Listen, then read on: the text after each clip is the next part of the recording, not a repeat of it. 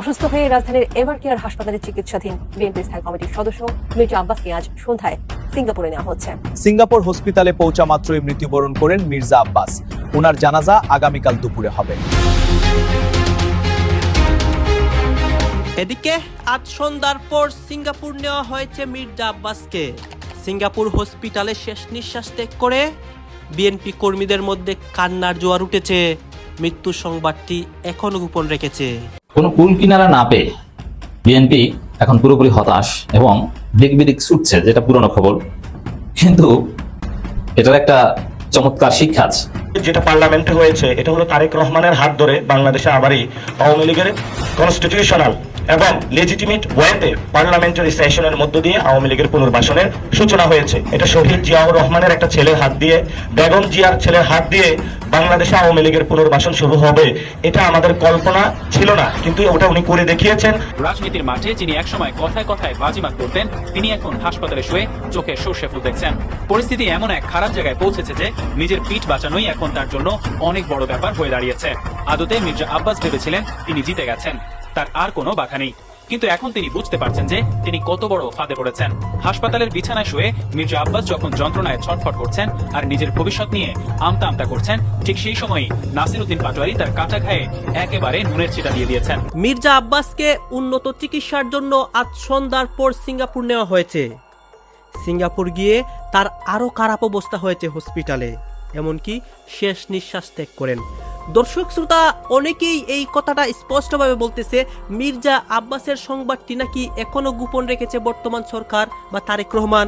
এইটা নিয়ে কিন্তু জনগণের মধ্যে অনেক প্রশ্ন উঠছে। আপনারা সম্পূর্ণ ভিডিও দেখবেন। এই মুহূর্তে মির্জা আব্বাসের অবস্থা এবং দেশের অবস্থা সবকিছু দেখানোর চেষ্টা করব। অসুস্থ হয়ে রাজধানীর এভার কেয়ার হাসপাতালে চিকিৎসাধীন বিএনপির স্থায়ী কমিটির সদস্য মির্জা আব্বাসকে আজ সন্ধ্যায় সিঙ্গাপুরে নেওয়া হচ্ছে। গত বুধবার ইফতারের পর হঠাৎ অসুস্থ হয়ে পড়েন তিনি। তার শারীরিক অবস্থার নিয়মিত খোঁজ রাখছেন প্রধানমন্ত্রী তারেক রহমান। প্রবীণ এই রাজনীতিবিদের বর্তমান পরিস্থিতি নিয়ে বিস্তারিত জানাচ্ছেন রফিকুল ইসলাম আশিক। রাজধানীর এভার কেয়ার হাসপাতালে গত বুধবার থেকে চিকিৎসকদের নিবিড় পর্যবেক্ষণে আছেন প্রধানমন্ত্রীর রাজনৈতিক উপদেষ্টা ও ঢাকা ৮ আসনের সংসদ সদস্য মির্জা আব্বাস। কিন্তু অবস্থার উন্নতি না হওয়ায় আজ শুক্রবার সন্ধ্যায় এয়ার অ্যাম্বুলেন্সে করে তাকে উন্নত চিকিৎসার জন্য সিঙ্গাপুরে নিয়ে যাওয়া হবে বলে বিএনপির মিডিয়া সেল থেকে জানানো হয়েছে। বুধবার ইফতারিতে পানি পানের সময় তিনি হঠাৎ জ্ঞান হারিয়ে ফেলেন। এরপর তার শারীরিক অবস্থার অবনতি ঘটলে চিকিৎসকদের পরামর্শে তাকে হাসপাতালে ভর্তি করা হয়। মির্জা আব্বাসের এই অসুস্থতার খবর পাওয়ার পর থেকেই তার চিকিৎসার বিষয়ে বিশেষ নজর দিয়েছেন প্রধানমন্ত্রী তারেক রহমান। তিনি চিকিৎসকদের সঙ্গে কথা বলে মির্জা আব্বাসের বর্তমান শারীরিক পরিস্থিতির খুঁটিনাটি জেনেছেন এবং পরিবারের সদস্যদের সাথেও কথা বলেছেন।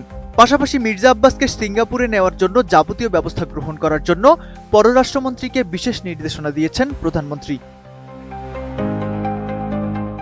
এদিকে মির্জা আব্বাসের অসুস্থতার খবরে তার দ্রুত সুস্থতা কামনা করেছেন জাতীয় নাগরিক পার্টি এনসিপির মুখ্য সমন্বয়ক নাসিরউদ্দিন পাটোয়ারি।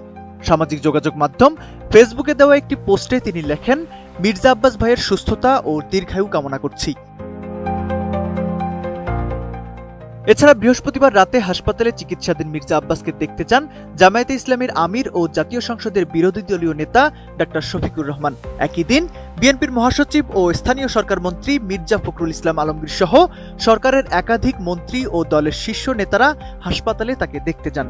এ সময় তারা দায়িত্বরত চিকিৎসকদের সঙ্গে কথা বলেন এবং মির্জা আব্বাসের চিকিৎসার খোঁজখবর নেন। তার সুস্থতা কামনায় পরিবারের পক্ষ থেকে দেশবাসীর কাছে দোয়া চাওয়া হয়েছে। গত 12 ফেব্রুয়ারি অনুষ্ঠিত ত্রয়োদশ জাতীয় সংসদ নির্বাচনে আলোচিত ঢাকা ৮ আসনে এমপি নির্বাচিত হন বিএনপির স্থায়ী কমিটির সদস্য মির্জা আব্বাস। তার প্রধান প্রতিদ্বন্দ্বী প্রার্থী হিসেবে লড়েছেন এনসিপির মুখ্য সমন্বয়ক নাসিরউদ্দিন পাটোয়ারি। নির্বাচনে মির্জা আব্বাস ৪,৯৮০ ভোটের ব্যবধানে জয়ী হন। যদিও এই রায় নিয়ে বিতর্ক রয়েছে, কিন্তু ভোটের মাঠের লড়াই ছাপিয়ে নাসিরউদ্দিন পাটোয়ারি ও মির্জা আব্বাসের কথার লড়াই নির্বাচন পরবর্তী সময়েও আলোচনার কেন্দ্রবিন্দুতে রয়েছে।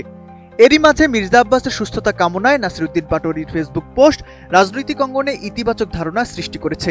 ঢাকা ৮ আসনে কারচুপি করেছে তার মজা এখন হাড়ে হাড়ে টের পাচ্ছেন বিএনপির দাপুটে নেতা মির্জা আব্বাস। ঠিক এমনই বিস্ফোরক সব মন্তব্য করে সামাজিক যোগাযোগ মাধ্যমে হেসে লুটোপুটি খাচ্ছেন নেটিজনরা। শুধু তাই নয়, সমালোচকদের দাবি আগে থেকে তো পাটোয়ারির হাড় চালানোর যন্ত্রণা ছিলই, তার উপর এখন হাদি ইস্যুও মির্জা আব্বাসের কাঁধে চড়ে বসেছে। তাই বেসামাল হয়ে বিএনপির এই বাঘা নেতা এখন জ্ঞান হারিয়ে সোজা হাসপাতালের বেডে গিয়ে পড়েছেন। তবে হাসপাতালের বেডে শুয়েও যেন মির্জা আব্বাসের কোনো রেহাই নেই। একদিকে হাদিকে দুনিয়া থেকে বিদায় করার মূল কালপ্রিট ডন মাসুদ হঠাৎ বর্ডারে ধরা পড়ায় মির্জা আব্বাসের বুকে রীতিমতো কাঁপুনি ধরেছে। অন্যদিকে ঠিক এই গাড়াকলের মাঝেই মির্জা আব্বাসের কাটা গায়ে লাগাতার নুনের ছিটা দিচ্ছেন নাসিরউদ্দিন পাটোয়ারি। আর এই সমস্ত চাঞ্চল্যকর তথ্য নিয়েই থাকছে আজকের আমাদের এই বিশেষ প্রতিবেদন। গত বুধবার ইফতারের সময়ের কথা।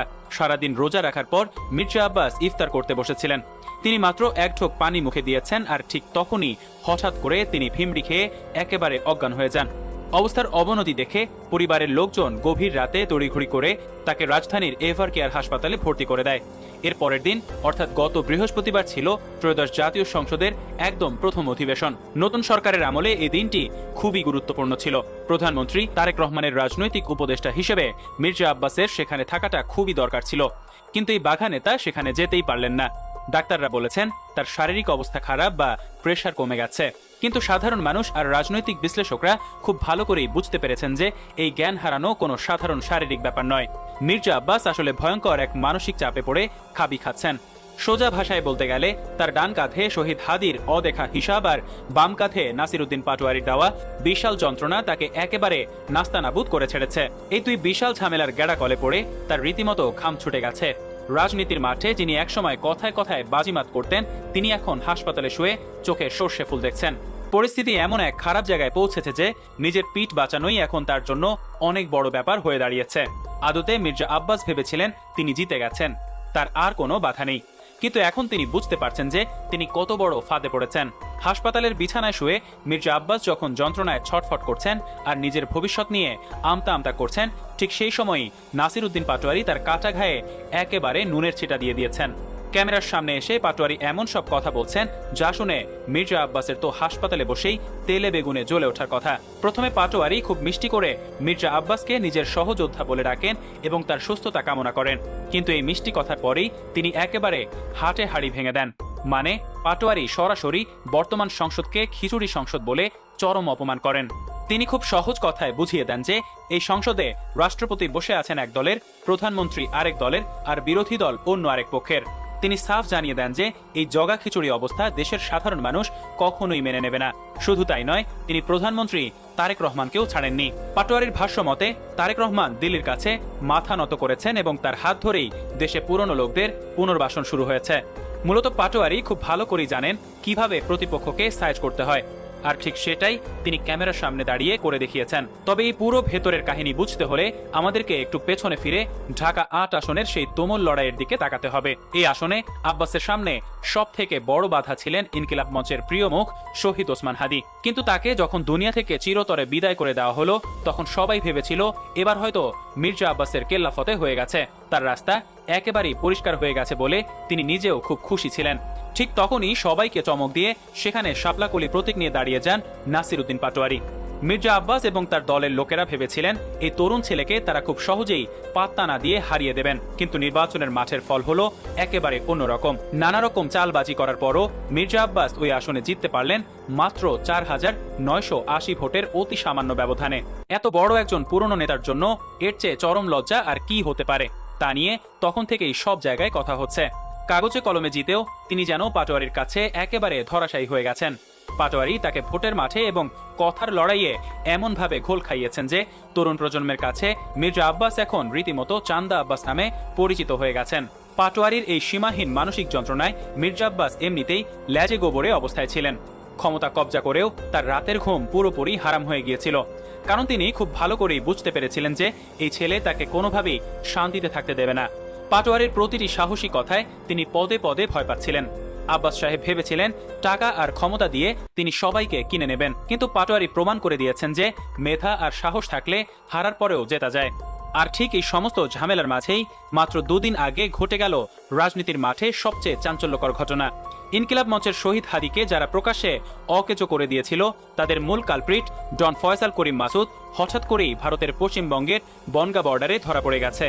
আর এই মাসুদ ধরা পড়ার খবর শোনার পর থেকেই সাধারণ মানুষের মনে নানা প্রশ্ন উকি দিচ্ছে। আর এই গুঞ্জনের কারণেই মির্জা আব্বাসের বুকে রীতিমতো কাঁপুনি ধরেছে, কারণ সাধারণ মানুষ এখন নতুন করে সব হিসাব মেলাতে শুরু করেছেন। বিএনপির রাষ্ট্রপতি শাহাবুদ্দিন চুপ্পু তিনি এতদিন কিভাবে টিকে আছেন, এখনো কিভাবে টিকে আছেন, এর রহস্য দেরিতে হলো ফাঁস হলো। কোন শক্তি, কোন অদৃশ্য শক্তি চুপ্পুকে টিকিয়ে রেখেছে শুনলে অবাক হবেন। It's very simple. যে হাসিনা নাই, চুপ্পুর নিয়োগদাতা নাই, চুপ্পুর বস নাই, এমনকি চুপ্পুর রুহানি পিতা শেখ মুজিব নাই, শেখ মুজিবের কোনো মূর্তি নাই, শেখ মুজিবের নাম গন্ধ নাই বাংলাদেশে। সংবিধানে জাতির পিতা তাকে লেখা আছে কিন্তু কেউ মানে না। সংবিধানে শেখ মুজিবের ছবি টানার কথা বলা আছে, কেউ মানে না। শেখ মুজিবের নামে কোনো স্থাপনা বাংলাদেশে থাকতে পারে না, একদম নিষিদ্ধ। বাংলাদেশে কিন্তু শেখ মুজিবুর রহমান নিষিদ্ধ। বাংলাদেশের মুক্তিযুদ্ধের এই সর্বাধিনায়ক রাজনৈতিক কারণে, বাস্তবতার নিরিখে, তার সাকসেসরদের ভুলের কারণে আজকে শেখ মুজিবুর রহমান বাংলাদেশে নিষিদ্ধ। সে শেখ মুজিবের রুহানি সন্তান এবং হাসিনার পোষ্যপুত্র শাহাবুদ্দিন চুপ্পু আছেন, কিন্তু অন্য কেউ নাই। এটা তো অস্বাভাবিক। শাহাবুদ্দিন চুপ্পুর দল, তার যৌবনের প্রথম প্রেম ছাত্রলীগ নিষিদ্ধ, আওয়ামী লীগের কার্যক্রম নিষিদ্ধ। চুপ্পুর সবকিছু জয় বাংলা নিষিদ্ধ, কিন্তু চুপ্পু আছেন।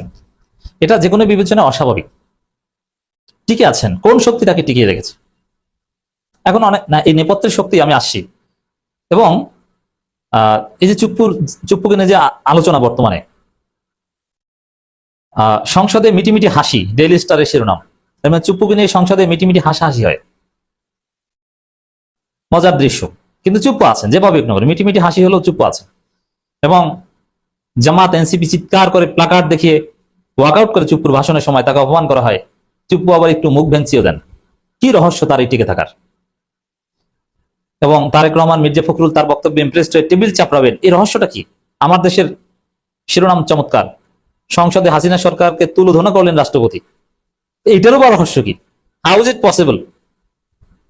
আমরা এর নানান দিক, ইম্প্যাক্ট নিয়ে, বিএনপির নির্লজ্জতা নিয়ে আলোচনা করি, বাট এর পেছনে আছে এক মহা শক্তিশালী অভেদ্য এক গ্রুপ, যারা পুরো বাংলাদেশকে চুষে খাচ্ছে। আপনি শুনলে অবাক হবেন কারা। আমি সেই শক্তির নাম বলার আগে আরেকটু বলি। যখন হাসিনা পালালো, তখন চুপ্পুর বঙ্গভবন দখল করা কোনো ব্যাপার ছিল না। গণভবন দখল করেছে, একই সাথে ছাত্র জনতা চাইলেই বঙ্গভবন দখল করতে পারত, এবং চুপ্পু হয়তোবা দখল টের পেয়ে তাকেও হেলিকপ্টার করে ওখান থেকে উড়িয়ে নিয়ে যেত। সেনাবাহিনী বা কেউ বঙ্গভবন ঠেকাতে যেত না। হয়তোবা 5 আগস্ট ওরকম সিরিয়াসনেস ছিল না, কারণ হাসিনা গেছে, তাহলে তো চুপ্পু এমনিতেই থাকে না, এটা ধরে নিয়েছিল, যার ফলে বঙ্গভবনের দিকে মানুষের দৃষ্টি ছিল না। কিন্তু বঙ্গভবন দখল করতে চাইলে কোনো পুলিশ, কোনো আর্মি কেউ ঠেকাতে আসতো না। পুরো বাংলাদেশ ছিল তখন উন্মুক্ত, চাইলেই জনগণ যে কোনো কিছু দখল করতে পারত। এই দিনকার ব্যাখ্যাটা মানা যায় যে স্বাভাবিকভাবে তাদের দাবি আদায় হয়ে গেছে, হাসিনা পালিয়েছে, গণভবনের দিকেই টার্গেট ছিল, তা বঙ্গভবনের দিকে নজর দেওয়ার প্রয়োজন পড়ে নাই, শেষ।